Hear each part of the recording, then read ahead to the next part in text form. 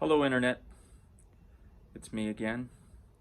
And good morning, good afternoon, good evening, wherever you are, whatever time of day it is in your world.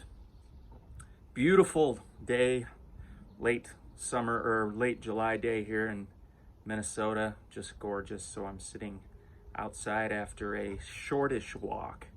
Today, just a little over a mile, but that's okay to balance out some of those longer days.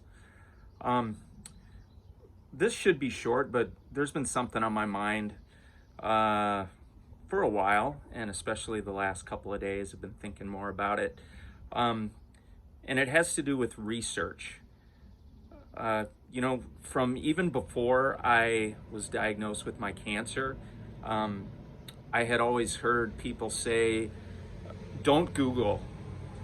If you have a health issue, a medical problem, stay away from Google. And I understand what people mean when they say that, and I don't mean to disparage those people at all. But I have kind of learned the opposite, and I've heard other people give good arguments for the opposite philosophy as well. The way I see it, in modern times, 2023, Google is the library. And so to say don't Google is the same as 30 or 40 years ago saying don't research, don't go to the library, don't look in your encyclopedia. Remember when we all had World Book Encyclopedia on our bookshelves, on the wall unit in the family room or the living room? Now things are so much easier. We do have Google or Bing or whatever other search engine you happen to like.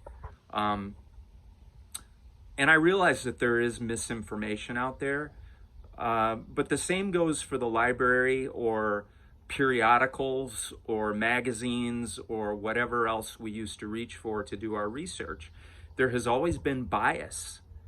And I think instead of saying don't go to the library or don't do research or don't Google, we should say use your keen sense of discernment. There's nothing wrong with doing research. In fact, I think doing research is extremely important. Whether you're looking on websites, videos, support groups. Again, I'm talking about cancer here. So there's all kinds of cancer support groups and resources out there. Are they all correct? No. Is there one answer? No. Is there a definitive answer? No. But that doesn't mean that you should just bury your head in the sand and ignore the resources that are available. I love it, actually. I am fascinated by all of the different information out there, and I enjoy sifting through it all. And yes, maybe you do come to the conclusion that some things that you see and read and hear don't apply to you or are no longer valid. Some of it's old information, and new research has shown something different.